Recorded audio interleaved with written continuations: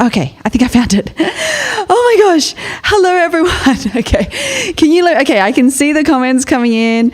Yes, my laptop has crashed. This is the second time it's happened. So hopefully I can get this figured out. But hello. Welcome. Keep saying hi. I apologize. So apologize. I know that your time is super valuable. So we're gonna get into it. But keep saying hi. Thank you so much for the shout out, Katie.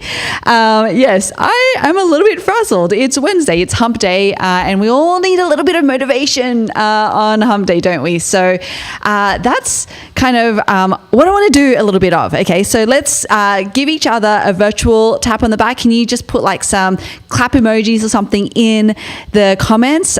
Because let's give each other some pep, some motivation. We are halfway through week 1. How cool has it been? Can you tell us in the chat how long it's like, how you've been going, how you've been feeling with everything? Oh no, I think I'm going to crash. Holy smokes. Okay. Okay.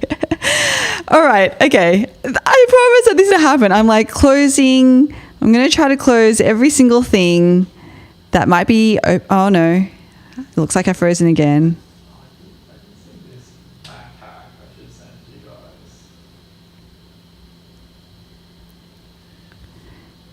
Am I back on? Okay. Oh, gosh. Okay. This is going to happen. All right. So before we get into it all, I did want to create some pep. Thank you guys for hanging with me. I know this is live, right? This is the joys of live. And yes, I think my MacBook is going to have to go to hospital for sure. Okay. So the first thing I want to do is I want to start with a spotlight. So I want to spotlight Melissa because OMG, Melissa, your story has us all just like, like the fact that you're here and doing the thing, even through everything, I cannot applaud that enough. So thank you for joining and being part of this challenge and really embracing it. You have been amazing. So that is our spotlight today. And when we go live tomorrow, we'll have another spotlight as well. We are doing these daily spotlights, really rewarding people who are engaging, who are doing the thing, who are getting results, who are helping each other. So please, in the Facebook group, get engaged, get doing it. This is so much fun, and it's going to help you immensely with building that daily content habit challenge. And just remember,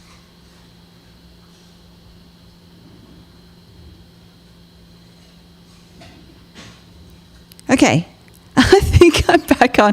You know what? I'm going to skip all of the intro. I am just going to introduce you to our guest today. Oops. Let me turn my camera back on. I'm going to introduce our guest today because I want to get straight into this topic of creating a super hyper-discoverable podcast. Okay, so Adam Schaeuble, I met him at the CX event this year, and I could not believe that we hadn't met before. Like, he's just such a fountain of knowledge on all things podcasting, especially how to get your podcast discovered and how to get clients from your podcast, which is exactly what he's going to be teaching us in today's expert workshop. Okay, so let me know in the comments. I think everyone is ready to get into this, right? Ready to get into the anatomy of a hyper-discoverable podcast. All right, let's do this thing.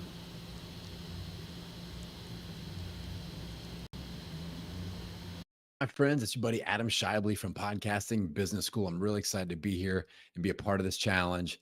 And when Deirdre tagged me in to talk about podcast growth optimization with organic discoverability, with the name of your show, and with your podcast art, I was super excited. I've been working with her a little bit, some ideas about her show. And these are strategies that I've used. My listeners for Podcasting Business School use them, and my clients use them. We're not just seeing a few downloads being grown here. We're talking about 2x, 5x, 10x where you're at currently by using these strategies. Normally people pay me for this advice. Deirdre is my pod pal, and I'm hooking you up. So buckle up. This is going to be effective if you implement it correctly. First, a little bit about my shows in case you want to dive into those as additional resources. What is up, my friends? It's your buddy Adam Schaeuble from Podcasting Business School. I'm really excited to be here and be a part of this challenge. And when Deirdre tagged me in to talk about podcast growth optimization with organic discoverability, with the name of your show, and with your podcast art, I was super excited. I've been working with her a little bit, some ideas about her show. And these are strategies that I've used. My listeners for Podcasting Business School use them, and my clients use them. We're not just seeing a few downloads being grown here. We're talking about 2x, 5x, 10x where you're at currently by using these strategies. Normally people pay me for this advice. Deirdre is my pod pal, and I'm hooking you up. So buckle up. This is going to be effective if you implement it correctly. First, a little bit about my shows in case you want to dive into those as additional resources. I've got 2 active podcasts right now. I've been podcasting since 2015. And Podcasting Business School is my main twice per week podcast. We're approaching episode 500 at the time of this recording. So you've got 500 plus episodes to binge listen to, and new content comes out every Tuesday and every Friday. Tuesday is usually a solo episode with me teaching. Friday is a podcast audit with one of my audience members. I also have a 21 episode limited series podcast called Podcast Monetization Tips. If you're main purpose of having a podcast is to acquire clients for your programs, products, and services, then give that a listen. It's like a 21 episode audio course on how to do that. My main brand goal is to help service providers learn how to leverage a podcast to build an online business and get more clients. Now, the first topic that we're going to dive into with my presentation time today is what I refer to as the perfect podcast name formula. Let me drop a bomb on you right now. A lot of you, I would say most of you that have podcasts are not getting the growth and the download numbers that you should. And the number one reason for that is the name of your show. Your title of your podcast is the number one reason why your ideal listeners are not finding you. All right. And the reason for this is that we are creatives and we get too cute and too creative with the names of our shows. And most people just don't understand how organic discoverability works. I don't even use the term SEO anymore because I feel like that drives people into thinking like YouTube and website and blog growth. Podcast SEO or discoverability, what I call organic discoverability, is totally different. And we have to think about it in terms of what's happening on the search bar on Apple and the search bar on Spotify. So I'm going to give you my perfect podcast name formula. And if you follow this, and a lot of you are going to need to rebrand your show, you will see massive growth. I guarantee that. All right. So our podcast name carries the most SEO power or the discoverability power. So when you look at searchability, discoverability, the name of your show has absolutely the most power by far. All right. That's why we can't just name it the Awesome Adam Show, because nobody is searching for the Awesome Adam or show. None of those words are searchable. So there are 3 rules to the perfect podcast name formula. As far as when people, especially if people are paying me, this is a must. These 3 things must be checked off. All right. Number 1, when I read the name of your show, I need to know what it's about with no further explanation. Remember, you are not there living in the search bar, able to explain what the creative name of your show actually means. All right. If it's an inside joke and nobody gets it, then you're left crying because nobody's listening to the show. Nobody's finding it. All right. That's the first question. You have to answer with the name of your show. What is the show about? Question number 2 is, who is the show for? All right. Who should be listening? That should be just very, very to the point and very easy to understand by the name of the show. Who is it for? The third thing is I need at least 2 keywords, 2 terms that people are searching in the Apple search bar and or the Spotify search bar. So what's the show about? Who is the show for? At least 2 keywords. If you can check all 3 boxes, you will see nice and steady organic growth. That is organic discoverability, pod pals. All right. So bonus points. The first word in the name of a show has even more power. So you don't want like a number or the word "the" as the first word in the title of your show.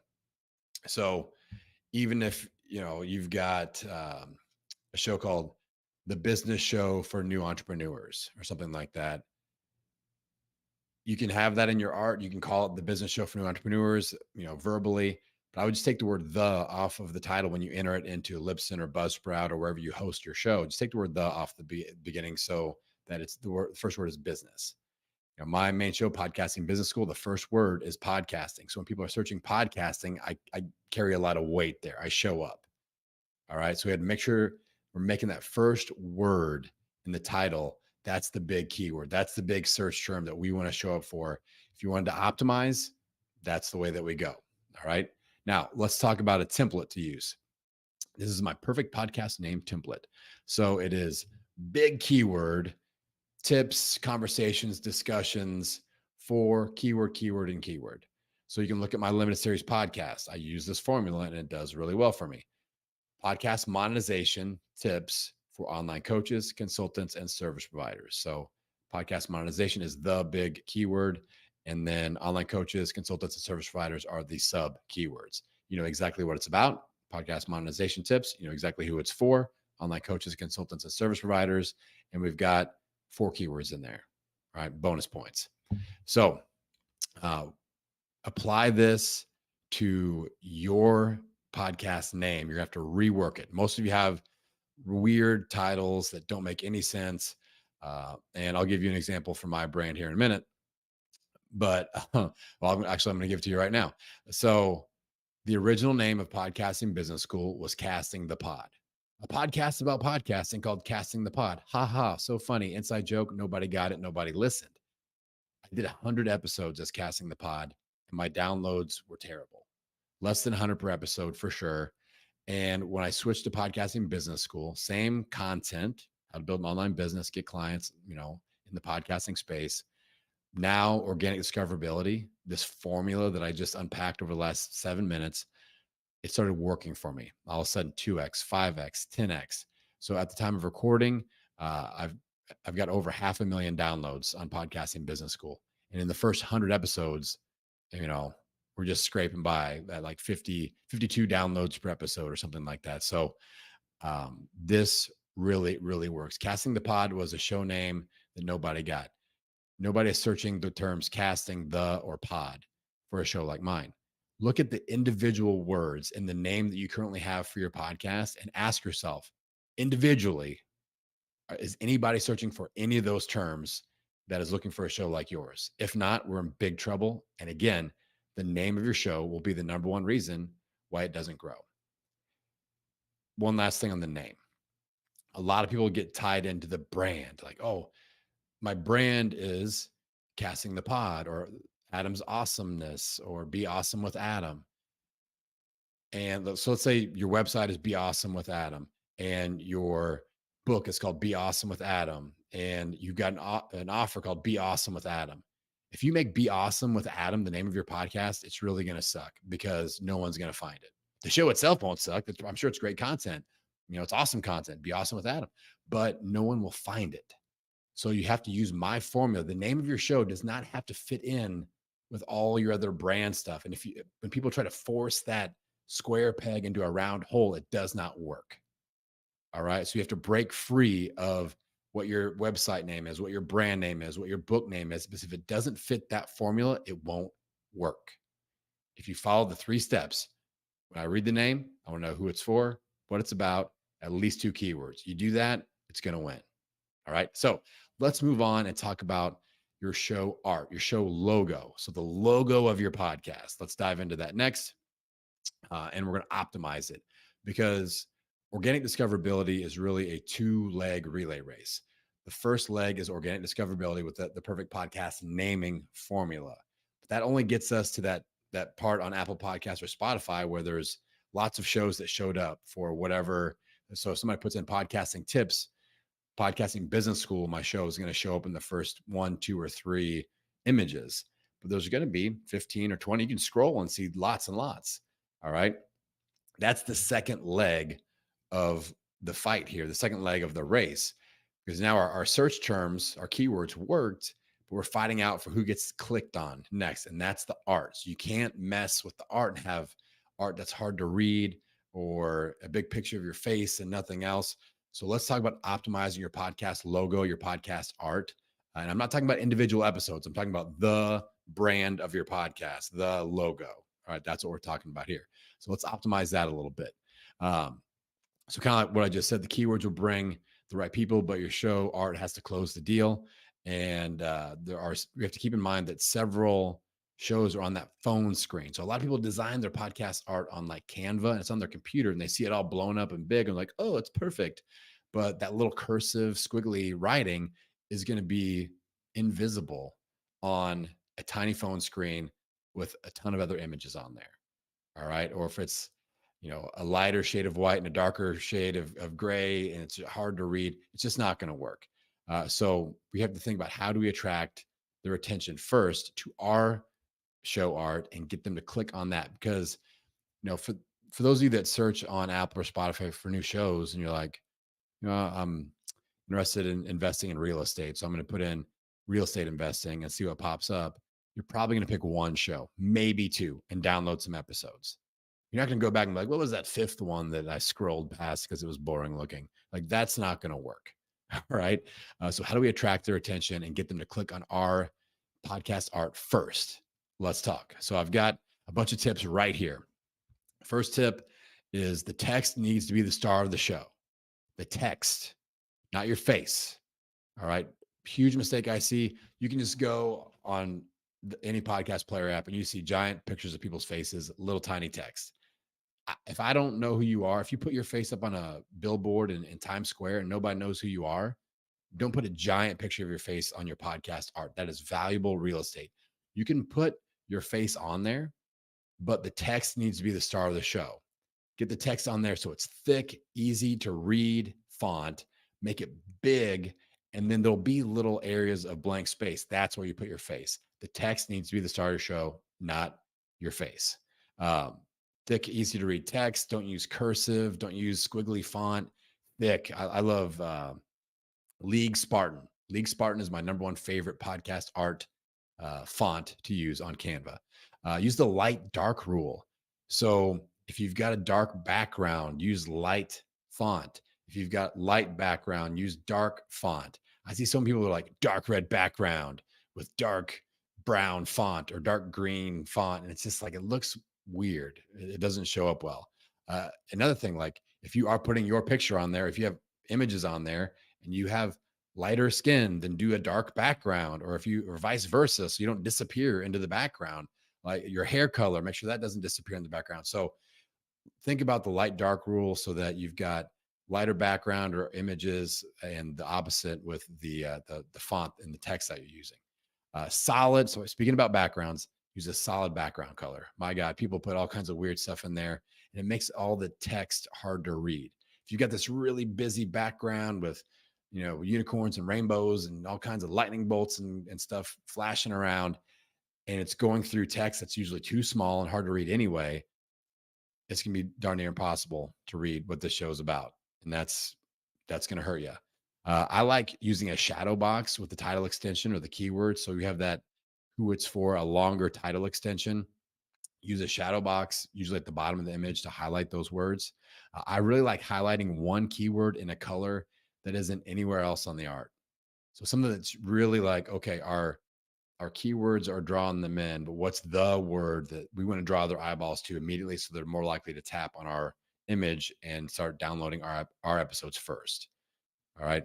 And then after all this, once the text is optimized, then use any empty spaces for other images, a podcast microphone, a flower, a rocket ship, a unicorn, your headshot, whatever. But make the text be the star of the show first so it's optimized for readability on a phone, on a tiny phone screen. Just imagine it's an iPhone 8, not even one of the big iPhones. It's an iPhone 8 like what I've got, and it's got a button in the middle, and nobody has them anymore, but I do, and I want to see your art so that I can read the text on the art. And it's not just a big old picture of your face up on there. And I'm going, who the hell is this? And what is this show about? All right. So let's go through some examples. So this is my limited series podcast where I use it. I optimized it with the formula I just unpacked there. So big, thick, League Spartan font, most important word in this entire image is the word monetization. So I made it go all the way across the image. I made it pink, a color that there's no other, that's not anywhere else on the art right here. Hot pink, monetization. It draws the eyeballs to it, right? We know what it's about. We know who it's for. I had some room up in the top. Could put my face on there, but I chose to put a little microphone. All right. So podcast monetization tips, nice and easy to read. All right. Now, this is one of my clients, Dr. Katrin. She's got the pet behavior chat. So pet behavior is the highlighted word. She kind of spiced it up with the paw prints and things in there, and it's super easy to read. All right. And she had plenty of room on there to kind of add some pizzazz to it. Another one of my clients, Nutritional Therapy and Wellness Podcast. Nutritional therapy highlighted, different color. I fought them on the word wellness being green with the green background. That wasn't my choice, but they wanted to go with that. So I don't win every battle, but otherwise, we know what this is about. We know who it's for, and it's very easy to read. The words are the star of the show here. All right, now these aren't clients of mine, these next few examples, but these are just really well done names and art. Crypto news alerts. I know exactly what this is about. I know who it's for. Easy to read font. It's not distracting. I see the Bitcoin symbol up there. Crypto is giant, easy to read, and this is like one of the number one podcasts in the crypto space. The Investing for Beginners podcast. I like how the yellow is highlighting investing and beginners. Easy to read, big font, simple, not distracting. The art isn't the time to distract our audience. All right. We want them to be laser focused on exactly what this is about and who it's for. Now, let's unfortunately dive into a few that are not so awesome. These are just random people. I don't know these people. Hopefully you don't know them, but if you do, you can feel free to pass along my tips. I'm not being mean. I'm just like, hey, if any of these people had approached me for like a podcast audit on my show or paid me, especially for coaching, then this is exactly what I would tell them. So the Maverick Mompreneur podcast, with this one, Ashley needs to shrink her picture down. She's way too big on there. We need to change that mompreneur font. That's going to be almost unreadable on a phone screen. But that's an important word. So I do like highlighting it in a way, but I would make the word mompreneur the star of the show, not Maverick on that one. So I'd make mompreneur go all the way across, shrink Ashley's picture down. I like her subtitle, Online Business and Marketing for Female Entrepreneurs. If I were her, I would make that the name of the show, not Maverick Mompreneur. So just some pro tips for Ashley there. You can drop it. I don't know what the show is about. It's her holding her book. Again, it's hard to read, even that you can drop it. So she needs to rebrand her show with a better name, shrink her image down, get big, thick, chunky text on there, and let's let people know what this is about and who it's for. So that's my thoughts on this one. Okay, this one it's hard to read. It's called Weight Loss. We know what it's about, but it's like somebody sitting there drinking some water, and it's called Weight Loss. So, and the image is even kind of off center and it's kind of weird. So, there's lots to be done here. We need to use my naming formula, and we need to redo the art so that it's easy to read the name once we get it up on there. Again, this is a really good example of having just an image in the background instead of a solid color. Like it makes weight loss really hard to read. Now, the same people created a show called Personal Growth. People are just fighting in the background. Hard to read. Busy image in the background. They probably thought it was cool. Personal growth, that's a good search term, but nobody's going to click on this because it's hard to tell what the hell is happening, or what is this about boxing? I don't know. All right. This one right here is interesting because, like, why would you do a white background, white clothes, and white font? Like, this doesn't make any sense. I'm sure this is a great show. Let's see, Tiffany. I'm sure Tiffany is a great podcast host. I think when I looked this one up, she's got like hundreds of episodes or something like that. Like she's got a lot of content out there, but she probably paid somebody for some bad advice and like, hey, this looks really great. It's clean, it's white, but this is going to be impossible to read. And no one's going to click on this when it comes to this with 10 other images on the screen, on a phone screen. All right. So that is a tough one. Now, I think this is our last one. Fruition mindset. Again, this is one where we got to shrink her down a little bit in that corner, make the words the star of the show. Fruition mindset. I don't know what that's about. I don't know who it's for, but look at this subtitle. I would make that the title. Mindset Coaching for Christian Entrepreneurs. I love that as the name of the show. So hopefully you guys are getting with some of these examples, like Fruition Mindset. We're too creative. We're too cutesy with that. Maybe she's got a book called Fruition Mindset, or that's her blog, or that's her website name, or that's her IG handle. But I'm telling you, as a podcast name, I'm naming this thing Mindset Coaching for Christian Entrepreneurs. I know what that's about. I know who it's for. She's probably trying to get clients with her show. And I like that a ton better than Fruition Mindset. So those are just some examples of what I would do if these people were paying me. Hopefully you guys have enjoyed this 20-minute presentation here. I've got a few connection opportunities here. These are all freebies on my website. If you go to my website, podcastingbusiness.school, click on the freebie button. You can do things like podcast audits. You can come on my show for a podcast audit. I'll give you 30 minutes of free coaching, and that will be released as an episode of the show. I do those every single Friday on my show. You can check it out. Once per month, I do a Pod Pals Zoom party. I invite my audience members on. We'll have 12 to 15 audience members on for a community style episode. I'll do a little talking on a specific topic. We'll open up the floor for Q&A and discussion about that topic. And then we do podcaster speed dating at the end, where everybody gets to shout out their show and say who they're looking for as a guest, or if they want to be a guest on other people's shows, what kind of shows they're looking to be a guest on. And I also have a resource called the Podcast Growth Scorecard. Check that out if you're looking to grow your show with effort-based marketing strategies. So today we talked about organic discoverability, the other side of the coin, effort-based marketing, how to use social media, how to get be a guest on other people's podcasts, how to do paid marketing strategies. That's what the Podcast Growth Scorecard is all about. I appreciate you all for being a part of this challenge. Thanks to Capsho, thanks to Ecamm. Appreciate you. And hopefully, we'll be able to connect inside the group. So if you need anything, reach out, podcastingbusiness.school. And with that, as I sign off on my show every single week, I'm going to send you out into the world wishing you health, happiness, and many downloads. We'll see you next time, everybody. Ooh, wow. Like those were, let me know in the chat, was that just like a deluge of just nuggets that were coming at you? And who here is going to do a little bit of rebranding on their podcast? Because I was taking notes, and let me tell you, I'm definitely going to be doing some of this stuff as well. So thank you for hanging with us. I know, and I do apologize for all of the tech issues. I'm going to try to nurture my MacBook back to good health. That is on my to-do list for today, so that tomorrow when we're back, we're doing another live expert workshop. It's this time is going to be live with our special guest Louise Cameo from BizBros, and we're going to be talking about the short form video workflow that gets results. Okay, so if you are looking to do short form videos, or if you're currently doing them, then you're going to want to join us for tomorrow's expert workshop. You can get that in the schedule. And if you do not have the schedule, then get our hub. It's got everything on there. And if you think it's missing something, let us know so we can work it in there. But it's literally got everything from your bingo card to your badge, trophy case, but also it's got the schedule. It's got all the information that you will need to actually get going and keep doing the thing in this challenge.